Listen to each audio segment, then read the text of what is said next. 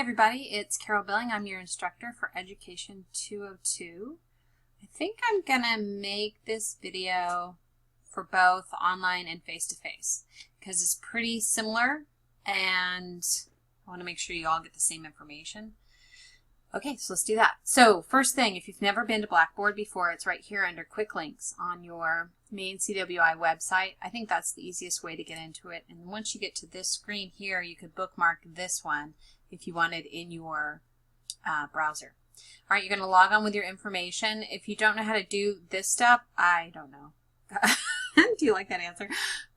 Tech support 5623444, I think. Anyway, I'm assuming you all get all that information. It's a big assumption, but I'm going to go with it. Hopefully your Blackboard doesn't look anything like this because you don't have all these classes, but you probably have a few.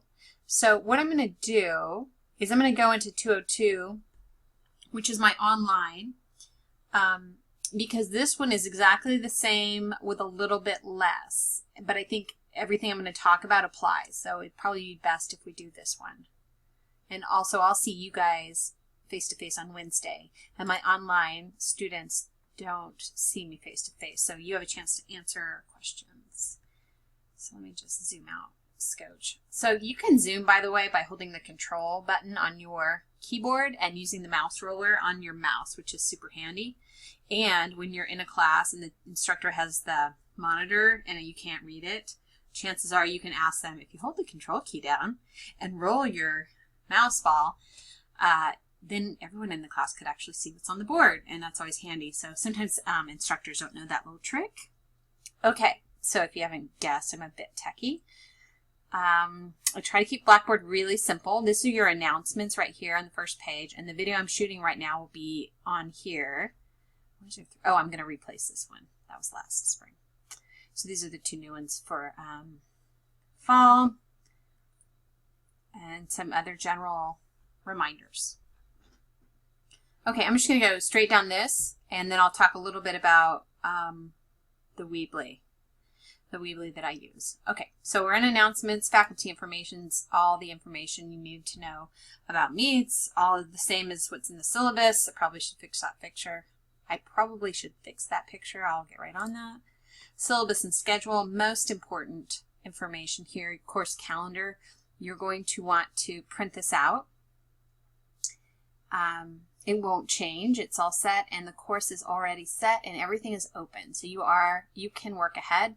I don't recommend rushing through these observation hours, because if you're taking 201, you want to read and learn about a few things, and then have time to actually watch them in action in a classroom. And so that's why I recommend that you just do some of the hours each one of these weeks in the middle. And then I did a separate video where I go over the calendar, so I won't do that here. But that is where the calendar is and lives. So, course syllabus, also there's a video to go through that. Instructor quirks, it's just anything I might do that's unusual or different from other instructors. I try to be transparent about them. Online specific course syllabus just sets the expectations for technology primarily, and this one is created by the college. So if you read this in one class, it's good for all of them. It's the same. All right, I'm going to talk about this at the end. Here are your assignments. So these are all the things you're going to do turn in. So assignments, discussion board, wikis, and journals. And assignments is sort of the boss of all these other ones. Like, you're only going to go to journals for journals. But assignments, let me see, did I just put assignments in there, or did I put more information? Yeah, so here's a link to the Weebly again, talking about it's important to do that. Yeah, there's some reminders in here and some general stuff. But this is the first thing that you're going to work on, which is the background check request. It also has buttons in here to remind you to go out to the discussion board and do the introduction, or go out to the wiki and do the wiki. So this is assignments is kind of like your home base. And these things will go away as soon as these items are past due. This one's really important because I go through a sample journal. So my face-to-face students don't do journals. We do them in class. Basically, we talk, and that's like a verbal journal. So, but you guys, since you're online, you do a journal. The prompts are, where you submit it is in here. but it's really great to watch this video because I explain what I expect out of your journals. So again, just to recap, if you're in my face-to-face, you don't have journals. If you're in my online, you have journals. Okay. And then online also has field experience summary assignment, and face-to-face we do ours a little bit different in class. So they're different, but kind of the same. Time card observation, you're going to turn that in here at the end of the semester. You can't pass the class unless you do the 30 hours of observation, like period, end of story. And that's not to freak you out, it's just to be very clear that that's the essence of the class, and I can't pass you even if you were to do everything else if you don't do those 30 hours. All right. So it's pretty short. This is a 1-credit class. I'm not going to kill you. Majority of the time I want you to spend out in the classroom and really watching and figuring out, is this really what I want to do? And so for online, you have introductions, discussion board, and your field summary assignment. And so here I explain what that assignment is. I don't believe my face-to-face has either one of these because, well, I should rephrase that. We do introductions in class. We do the field experience summary assignment in class collaboratively, so they don't do it independently. It's different. And wikis, now you're all going to want to enroll in the face-to-face class. So yeah, you either get flexibility or you get, I don't know, more collaboration, I think, more face-to-face collaboration. That's kind of the trade-off. All right, course expectations. We do this in face-to-face class in class. Online does it here in a wiki.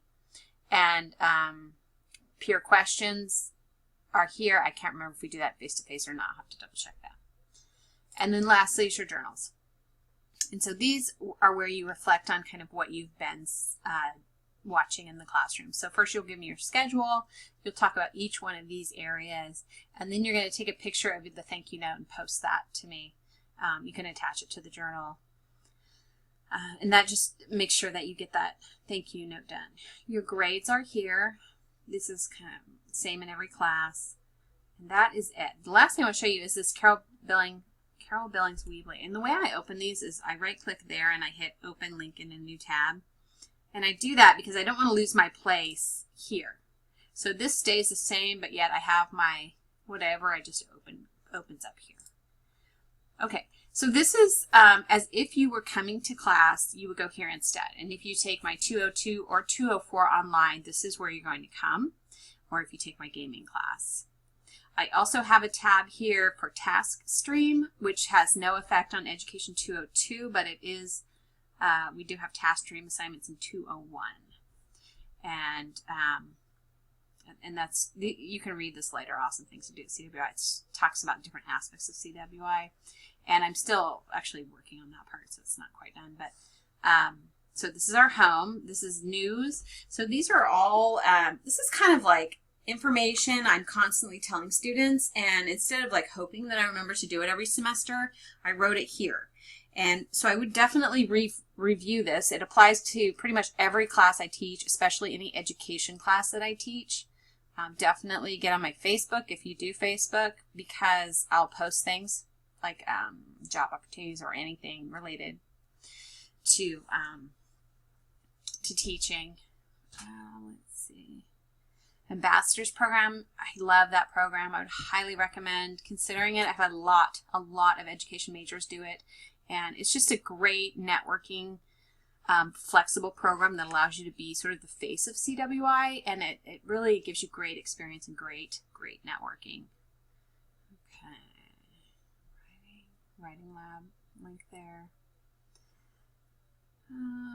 Oh, this disorders handout in the back. I love this. I wish I would have had this when I was a teacher, and that's why I keep it in here.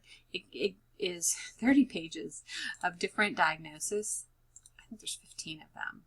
But it just goes through and explains kind of instruction strategies and what that means. You know, what does the disorder mean? And then how can you accommodate it in a classroom? It's fantastic. So anyway, there's that. I would print that out. It's actually worth the 30 pages, or save it to wherever you save your stuff for education classes. So you can click right here on Education 202, and that'll get all of these links that are here that are kind of difficult to grab, or may not be, are also right here. And so it's just, I don't really like that pop out thing so much. I don't care for that, but I didn't really have any other fabulous format to choose from. So start with number 1, read through it, watch the videos, and you just work your way all the way through it. The summary assignment is explained here for traditional, and summary assignment for online is explained there. Otherwise, the class is pretty much the same, except online has journals, and face-to-face we talk about stuff, so you don't have to write it up. You just come hang out. So, okay, this is how it sort of everything is organized. You just start at the top and read through the bottom, and that's it. These are all your documents, so this is your time card right here, which is important. I'm often asked, where is the time card? So I think I put it in here, like, yeah, time card here. Clearly I've asked for it a lot. Okay, I believe that's it. If you take a look through everything, if you have any questions, let me know. A great way to contact me is to send me an email with your phone number, and then I'll call you during my office hours. And that way you don't have to try to remember to call at a specific time, because that's kind of annoying. And I'll see you in class. If you're traditional, just write your questions down, ask them in class, as I'm sure other people will have the same question. I hope that's it, and thanks very much. I'll talk to you guys soon.